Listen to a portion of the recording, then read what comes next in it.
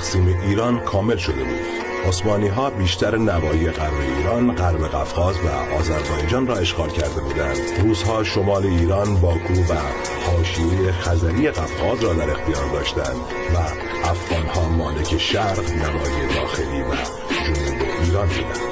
استقلال ایران از میان رفته بود. شیر منم نیست.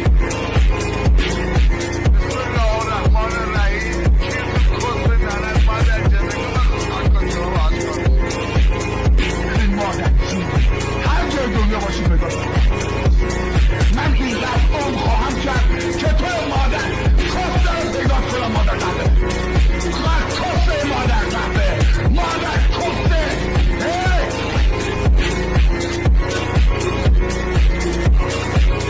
نادرشاه ارتش ایران را در شبه قاره هند دورتر از آنی برد که قبلا پیش رفته بود.